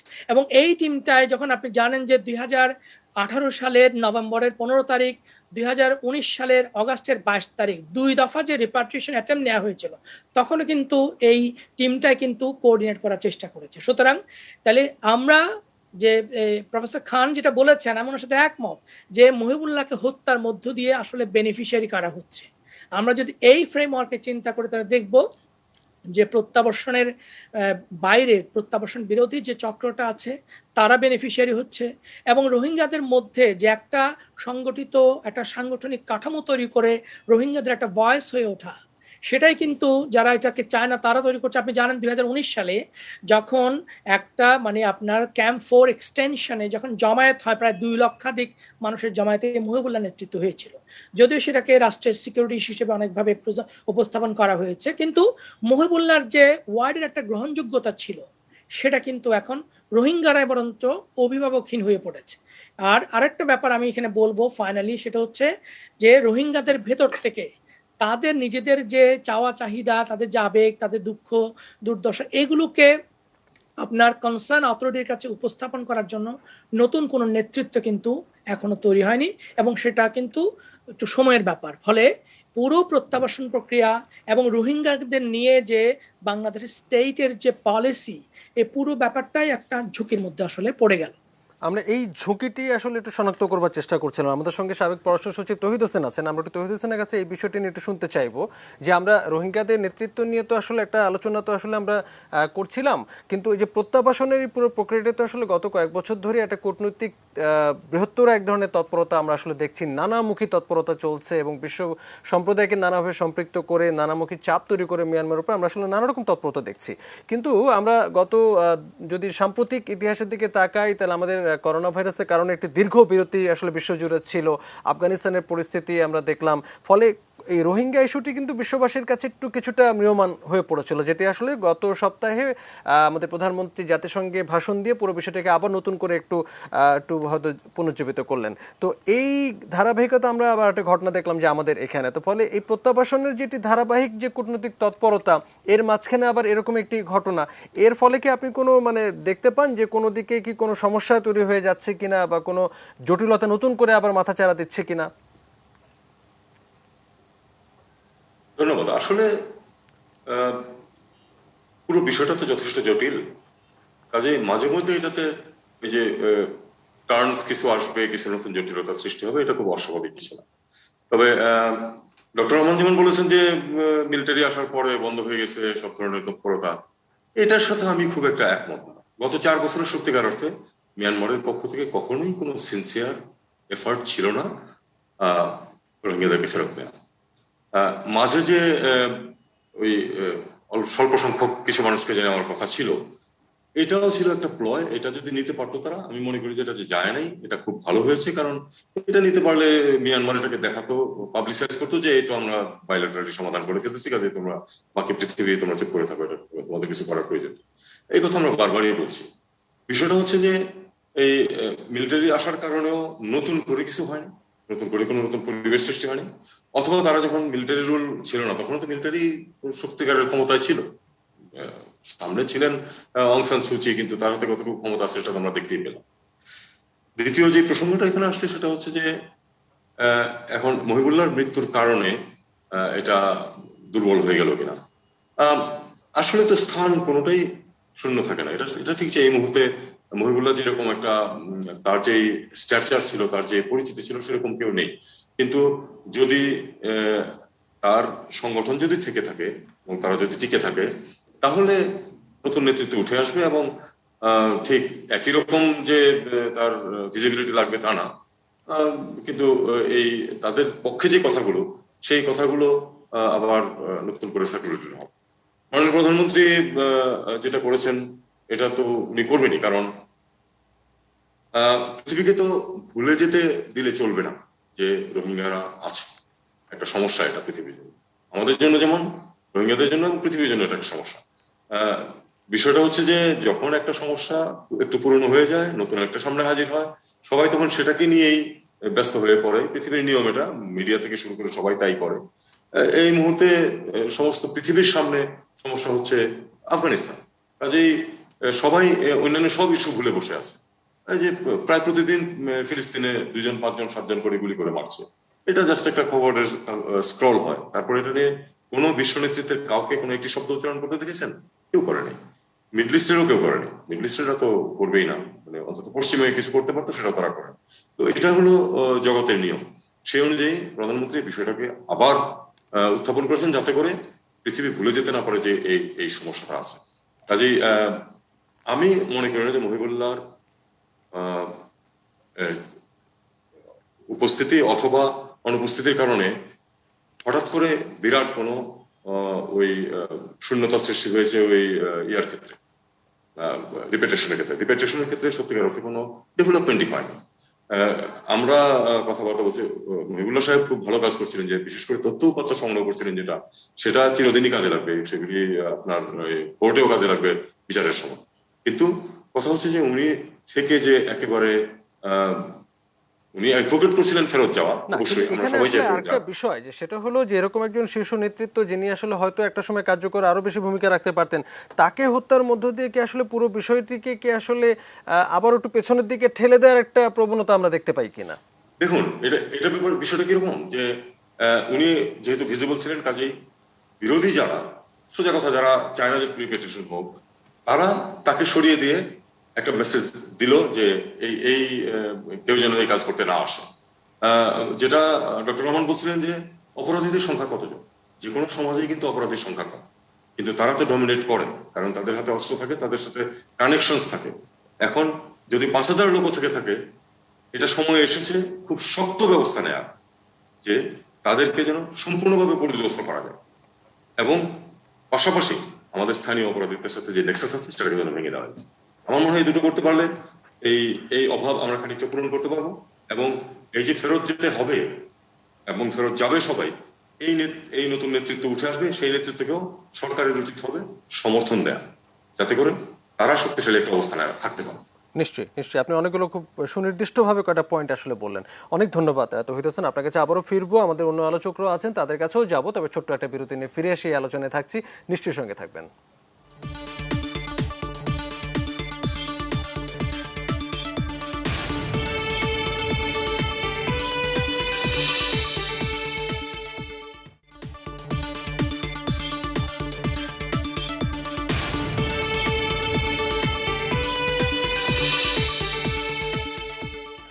ইসমানী নিউজ আর এক্সট্রা দেখছেন, কথা বলছি আবারও সেই পুরনো ইস্যু রোহিঙ্গা সংকট নিয়ে। আমাদের সন্ত্রাসবাদের নতুন করে ঝুঁকি তৈরি হচ্ছে কিনা এই রোহিঙ্গা সংকট ঘিরে আমরা আসলে সেই বিষয়টি নিয়ে আলোচনা করছি। আমাদের সঙ্গে নিরাপত্তা বিশ্লেষক অবসরপ্রাপ্ত major general AK Mohammad Ali Sikdar আছেন। আমরা একটু তার কথা এবার একটু শুনতে চাই।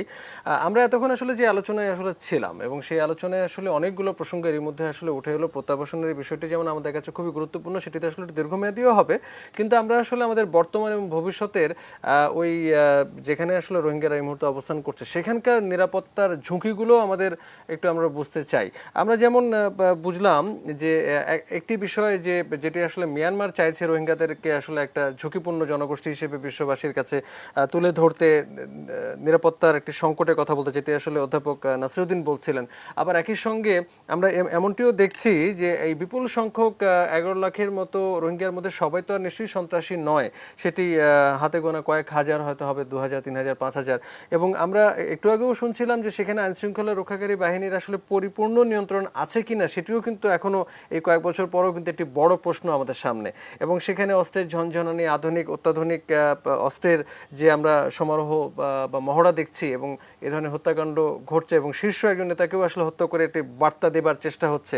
সবকিছু মিলিয়ে একটা ঝুঁকি তো আসলে আমরা আগে থেকেই আসলে আশঙ্কা করছিলাম, এবং সামনের হয়তো গতকালকের ঘটনাটি আমাদেরকে আবারও সামনে নিয়ে এসছে। আমরা বুঝতে চাই যে আমাদের আসলে কোন কোন পয়েন্টগুলোকে আসলে এখনই একটু অ্যাড্রেস করা দরকার, কি কি কাজ আমাদের এখনই করে ফেলা দরকার নিরাপত্তার বিষয়টাকে আসলে নিশ্চিত করার জন্য।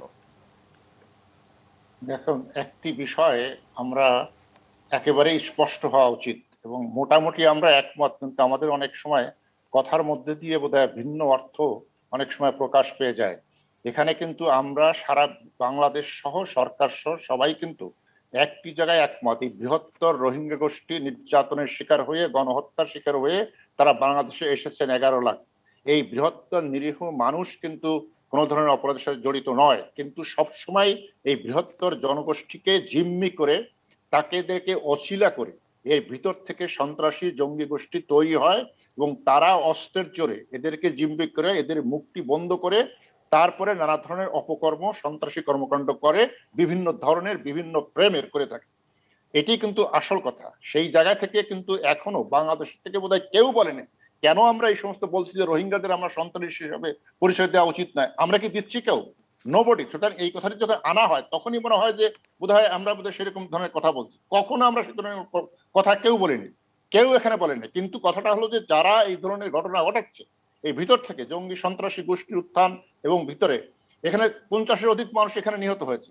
এই অস্ত্র ঢুকেছে, কোত্থেকে অস্ত্র ঢুকলো, সেই অস্ত্র উদ্ধার হচ্ছে না কেন, এই প্রশ্নগুলি আসে। সুতরাং এই যে অপরাধী গোষ্ঠী আছে, সেই অপরাধী গোষ্ঠীকে আমাদের সামনে আনতে হবে, সেই অপরাধী গোষ্ঠীকে চিহ্নিত করতে হবে, সেই অপরাধী গোষ্ঠীকে আমাদের ঘোষিত যে রীতি, রাষ্ট্রের স্পষ্ট ঘোষিত নীতি, যে আমরা কোনোভাবেই কোনো অন্য রাষ্ট্রের কেউ সন্ত্রাসী জঙ্গি সে যেই হোক না কেন বাংলাদেশের ভূমিতে তাদের কোনো অবস্থান হবে না। এবং এটা শুধু বাংলাদেশ ঘোষিত নীতি নয়, বাংলাদেশ এটা আক্ষরিক অর্থে প্রমাণ করে দেখিয়েছেন। ভারতের উত্তর পূর্ব অঞ্চলের রাষ্ট্রগুলোতে এই ধরনের জঙ্গি সন্ত্রাসী একসময় বাংলাদেশে আশ্রয় প্রশ্রয় পেত, তাদেরকে এখান থেকে উৎখাত করে তাদেরকে এখান থেকে বিতাড়িত করে এটা প্রমাণ করেছেন। সুতরাং এটা ঘোষিত নীতি। সুতরাং আমরা যেন ওই যে একটা জুজুর ভয় যে মিয়ানমার তাহলে সুযোগ পেয়ে যাবে, মিয়ানমার সুযোগ পেয়ে যাবে, এটা সারা বিশ্ব সবকিছু সব তথ্য সবার কাছে আছে। কিন্তু এই যে গুটি কয়েক বা এই যে আমরা বলছি 2000, 2500, এই যে পার্সেন্টেজ হিসাবে খুবই কম, কিন্তু তারা তো অস্ত্র দ্বারা সবকিছু জিম্মি করে ফেলতেছে। এদেরকে তো আমাদের কথা বলতে হবে, এদেরকে সামনে আনতে হবে, এদেরকে যে ব্যবস্থা নিলে এখানে তারা এই ধরনের কর্মকাণ্ড না করতে পারে এবং সেটা নিতে হবে। এবং এটা যদি আমরা করতে পারি, আমি মনে করি আমাদের প্রত্যাশন প্রক্রিয়া সহজ হবে। তাহলে কিন্তু মিয়ানমার যে কথাবার্তা বলে থাকে এই কিছু কিছু সন্ত্রাসের কর্মকাণ্ডের কারণে, সেটি বলার সুযোগ পাবেন এবং আমরা কিন্তু সেই সিনসিয়ারিটি যদি আমরা দেখাতে পারি যে আমরা কোনোভাবেই কোনো সন্ত্রাসীকে আমরা এখানে জায়গা দিব না বা কোনো সুযোগ দিব না, এবং সেটি আমরা যেই করুক তাদেরকে আওতায় এনে তাদেরকে আমরা বিচারের ব্যবস্থা করব, সেটাই কিন্তু আমাদের প্রত্যাবাসনকে সুগম করবে। যে নির্দিষ্ট ব্যবস্থা নেওয়া উচিত এটা কিন্তু আমরা আজকে আলোচনা করছি, এটা বহু আগে থেকেই আলোচনা আসছে, 2017 সালে ছিল, তার আগেও কিন্তু আমরা আলোচনা করেছি যে এই যে রোহিঙ্গারা আসছে আমাদের মাটিতে, আমাদের ভূমিতে আসছে, আমরা কিন্তু ওই যে একটা কথা আছে যে আমরা কিন্তু কোনো পক্ষ নই, আমরা এর সাথে জড়িত নই, কিন্তু আমরা ভিক্টিম হয়ে যাচ্ছি এই 10 লক্ষ 11 লক্ষ রোহিঙ্গা আমাদের মাটিতে থাকার কারণে। সুতরাং আমাদের রাষ্ট্রের নিরাপত্তা নিশ্চিত করার জন্য এই ধরনের ঘটনা যেগুলো আমরা আলোচনা সবাই করলাম যাতে ঘটতে না পারে, তার জন্য শক্তিশালী যে ব্যবস্থা নেওয়া দরকার সেটা রাষ্ট্রযন্ত্রে যারা আছেন তারা জানেন। এখানে নির্বিচ্ছিন্ন নিরাপত্তা এবং এদের নিয়ন্ত্রণ বাংলাদেশের যে নিরাপত্তা বাহিনী আছে বা যে কর্তৃপক্ষ ওখানে দায়িত্ব রয়েছেন তাদের এখানে নিতে হবে। এখন কথাটা হলো যে বলছেন সব ঠিক আছে, কেউ কেউ বলেন ঘটনা ঘটেনি, তাহলে সেখানে 40-50 জন লোক এই 4 বছরে অস্ত্রের গুলিতে নিহত হলো কি করে? তারপরে যে অস্ত্রগুলো এখানে ভিতরে, সেই অস্ত্রগুলো কেন উদ্ধার হচ্ছে না? সেই অস্ত্র কিভাবে ভিতরে ঢুকলো? সেই অস্ত্র কিভাবে এলো? আমাদের যদি ক্যাম্পের ভিতরে পরিপূর্ণ নিয়ন্ত্রণ থেকে থাকে এবং আমরা যদি এখানে নিয়ন্ত্রণ প্রতিষ্ঠা করে থাকতে পারি, তাহলে তো এই অস্ত্র এভাবে ভিতরে ঢোকারও কথা না, আর এই অস্ত্র অনুদ্ধারও থাকার কথা না, এটা তো উদ্ধার হওয়ার কথা। আমরা এই গত 4 বছরে তো এই ঘটনা, মহিবুল্লাহ আজকে বড় ফিগার, সে নিহত হয়েছে, আলোচনা হচ্ছে, কিন্তু এর ভিতরে তো অনেক নিরীহ রোহিঙ্গাও নিহত হয়েছে। কই সেখানে তো আমরা একটাকে ধরতে পারিনি, কারা নিহত করলো তার কোনো একটা উদ্ঘাটন করতে পারিনি। তার মানে কি এখানে আমাদের নিরাপত্তার নিয়ন্ত্রণের জায়গাটি আছে, সেখানে ঘাটতি রয়েছে। সেই ঘাটতিটা কিন্তু আমরা আজ নয়, 2017 সালের 25শে আগস্ট ঘটনার পরে আমিও রোহিঙ্গা ক্যাম্পে গিয়েছিলাম, তখন সেপ্টেম্বর মাসের ফার্স্ট উইকে। তখন কিন্তু ওখানে যারা স্থানীয় প্রশাসন ছিলেন তাদের সাথে আমাদের মিটিং হয়েছিল, আমরা জাতীয় একটা পক্ষ থেকে গিয়েছিলাম। তো সেখানে মিটিংয়ে কিন্তু আমরা এই সংখ্যাগুলো তখনই প্রকাশ করেছিলাম যে এখানে বহুবিধ স্বার্থন্যাসী দেশি বিদেশি গোষ্ঠী আসবে, তাদের বহু, সেটা পাকিস্তানের আইএসআই তো আছেই, তার সাথে আরো বিদেশি বিভিন্ন এনজিও বলেন, বিভিন্ন উগ্রবাদী গোষ্ঠী বলেন, তারাও আসবে। তারা যেন এই ধরনের আজকে যে সমস্যা আমরা ফেস করছি, আমরা সুনির্দিষ্টভাবে আমরা এই কথাগুলো বলেছিলাম, এর জন্য আমাদের এই ক্যাম্পের উপরে বাংলাদেশের কর্তৃত্ব পরিপূর্ণভাবে নিয়ন্ত্রণ, শুধু কর্তৃত্ব না, নিয়ন্ত্রণ পরিপূর্ণভাবে প্রতিষ্ঠা করতে হবে। তার জন্য যা করণীয় সেটা করতে হবে। এটি করার পরে তারপরে আমাদের আন্তর্জাতিক সংস্থা যারা রয়েছেন তাদের সহযোগিতা নিয়ে অন্যান্য কার্যক্রম আমরা চালাবো, কিন্তু এটাকে কম্প্রোমাইজ করে কোনোভাবে কিছু করা উচিত হবে না। সেখানে যদি আপনি কেউ যে ঘাটতির কথা বলছিলেন যে আমাদের ওখানে বলে, রোহিঙ্গা ক্যাম্পগুলোতে যে নিরাপত্তার যে ঘাটতির কথা বলছিলেন, সেটা কি আসলে আমাদের মানে এটা কি আগ্রহ বা ইন্টেনশনের ঘাটতি বলছেন নাকি আসলে লজিস্টিকের ঘাটতি বলছেন? মানে এটা যদি আপনি একটু ব্যাখ্যা করে যদি আমাদেরকে না বলেন। না, কোনো এটা লজিস্টিকের ঘাটতি আমি বলতে চাই না, আমাদের যথেষ্ট রিসোর্স এবং লজিস্টিক রয়েছে।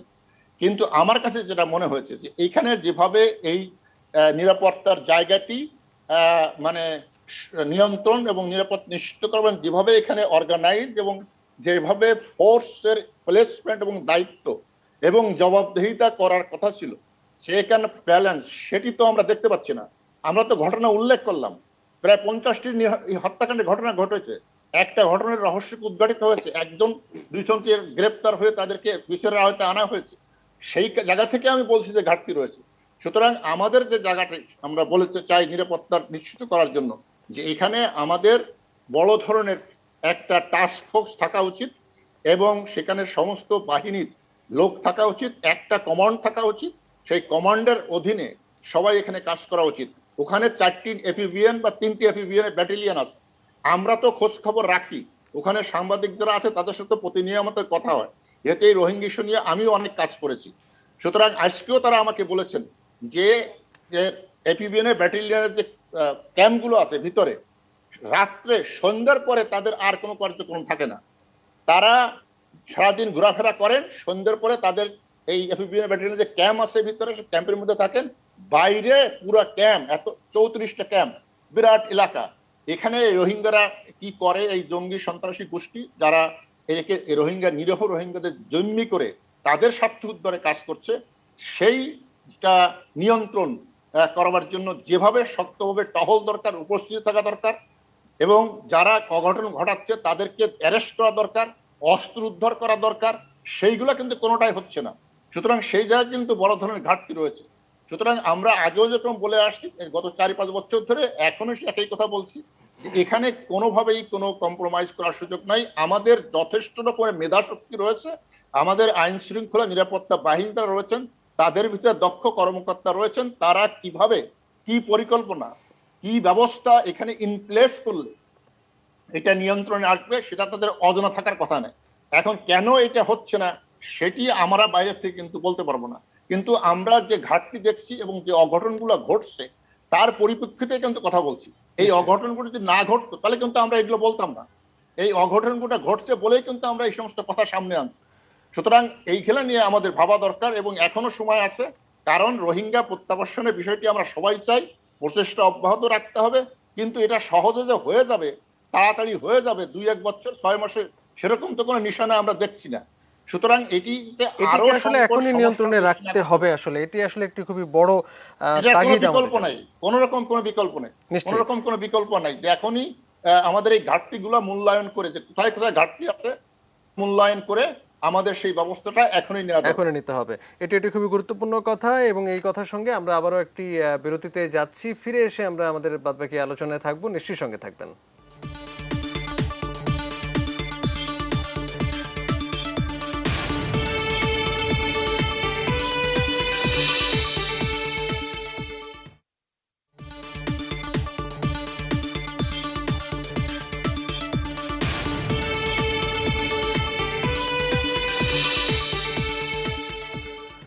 আমরা আমাদের আলোচনার একদম শেষ প্রান্তে আছি, খুব অল্প সময় আমাদের হাতে। প্রত্যেকের কাছে একটু করে শুনতে চাই। প্রথমে যাব শাহাব এনাম খান, আপনার কাছেই একটু যেতে চাই যে আমরা আসলে এতক্ষণ যে আলোচনা ছিলাম অনেকগুলো প্রসঙ্গ আসলে জমা হয়ে গেছে, কিন্তু সব শোনার টাইম পাবো না।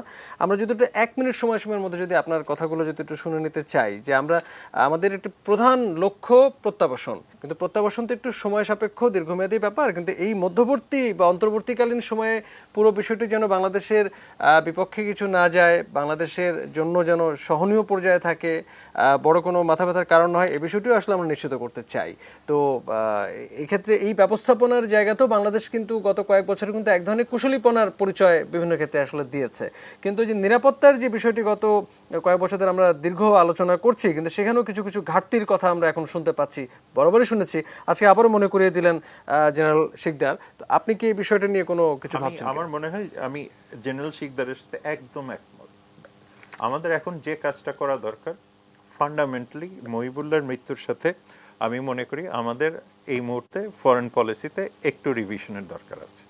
রিভিশনটা কোথায়, এটার সাথে আমার মনে হয়, আমি আগেও বলতাম যে মিলিটারি ডিপ্লোমেসির কথা আমি প্রায় বলি, সিকিউরিটি সেক্টরের কথা আমি প্রায় বলি, এই পুরো বিষয়টার সাথে এখন আবার এটাকে রিভিউ করা দরকার। রিভিউটা কীরকম, এখন আমাদের একটা হার্ড অ্যাপ্রোচ নেওয়া দরকার। হার্ড অ্যাপ্রোচ মানে এটা না যে আমরা মানে we will go for coercive measure, এরকম বলছি না। আমি বলছি আমাদের অ্যাপ্রোচে এখন প্রথম যে জায়গাটা দরকার, রোহিঙ্গা রেফিউজি ক্যাম্পগুলি যেগুলি আছে সেগুলিকে একদম সিকিউর করা দরকার, যেটা জেনারেল শিকদার ক্লিয়ারলি বলেছেন, এবং আমি মনে করি সেটা এই মুহূর্তে দরকার। এবং আমি মনে করি প্রফেসর সাহেবের সাথে একমত যে সবাইকে ঢালাওভাবে ডেমোনাইজ করার কোনো সম্ভাবনাই নেই, কিন্তু অল্প কিছু মানুষ যারা যে কাজটা করে সেটার কারণে কিন্তু একটা বড় রকমের ক্ষতির সম্মুখীন আমরা হই, এবং মায়ানমারকে ভয় পাওয়ারও তেমন কিছু নাই। সুতরাং আমার মনে হয় এই জায়গাতে 1 নাম্বার প্রায়োরিটি। 2 নাম্বার প্রায়োরিটিটা হলো যে মায়ানমার বিভিন্নভাবে বিভিন্ন এক্সটার্নাল ফোর্সেসগুলিকে তারা বিভিন্নভাবে মোবিলাইজ করে এই বাংলাদেশের উপরে বিভিন্ন রকমের প্রেশার ক্রিয়েট করা শুরু করে। সুতরাং আমাদের ডিপ্লোমেসিতে এখন প্রচণ্ড রকমের অ্যাগ্রেসিভ হওয়া প্রয়োজন।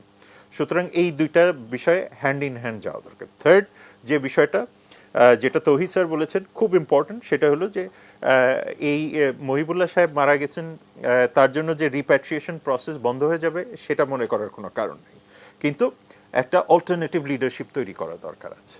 সুতরাং এই জায়গাটাতে একটু মনোযোগ দেওয়া দরকার আছে। কারা হবেন, কিভাবে হবেন, সেটা ন্যাচারালি হোক, কিন্তু এই জায়গাতে আমার মনে হয় একটু মনোযোগ দিয়ে অবজার্ভ করা প্রয়োজন, সেই জায়গাতে একটা মনে হয় ভবিষ্যতে আমরা দিক নির্দেশনা দেখতে পারবো। আর লাস্ট যে পয়েন্টটা, আমি আর বেশি সময় নিব না, সেই জায়গাতে আমার মনে হয় যে অ্যাম্বাসেডর তৌহিদ বলেছেন এবং আমাদের প্রফেসর সাহেব খুব সুন্দর করে বলেছেন যে এই ওভারঅল সিচুয়েশনটাকে আরও ডিপার মনোযোগ দিয়ে ওয়েল কোঅর্ডিনেটেড হওয়া দরকার। এবং এই প্রথমবারের মতো আমাদের কিন্তু আরেকটু রিয়েলাইজ করা দরকার যে ডিফেন্স, সিকিউরিটি, ফরেন পলিসি কোনোটাকে ছাড়া কোনোটা এই জায়গাতে সলিউশন আনবে না। এবং আমার মনে হয় প্রত্যেকটা জিনিস, প্রত্যেকের মধ্যে একটা কোঅর্ডিনেশন তৈরি করতে হবে এখন। নিশ্চয়ই, অনেক সুন্দর বললেন, অনেক ধন্যবাদ আপনাকে। আমরা একটু অধ্যাপক ডক্টর রহমান নাসির উদ্দিনের কথা একটু শুনতে চাই, যে আমরা যে কথাটি আসলে একটু আগে বলছিলেন শাহেব এনাম খান, যে আমরা আসলে যে আপনিও বলছিলেন যে আমরা যদি আসলে প্রত্যাবাসনের জন্য যদি রোহিঙ্গাদের সাথে যদি আমরা যদি কমিউনিকেটও যদি করবার চেষ্টা করি, সেক্ষেত্রেও তো আসলে আমাদের এক ধরনের প্রতিনিধিত্ব দরকার রোহিঙ্গাদের পক্ষ থেকে, এবং সেটি আসলে কি আসলে আমাদেরই কি আসলে এটা করে দেওয়ার দায়িত্ব, বা আমরা কি আসলে সেটি কি তৈরি করব কিনা বা ডেভেলপ করব কিনা, বা তাদেরকে এক ধরনের সুরক্ষিত রাখবো কিনা। ফলে এক্ষেত্রে আপনি তো কাজ করছেন, আপনার অভিজ্ঞতার কথা আপনি বলছিলেন, আপনার কাছে আপনার পর্যবেক্ষণে আপনার অভিজ্ঞতায় কি বলে? ধন্যবাদ। আমি খুব সংক্ষেপে কয়েকটা পয়েন্ট বলি।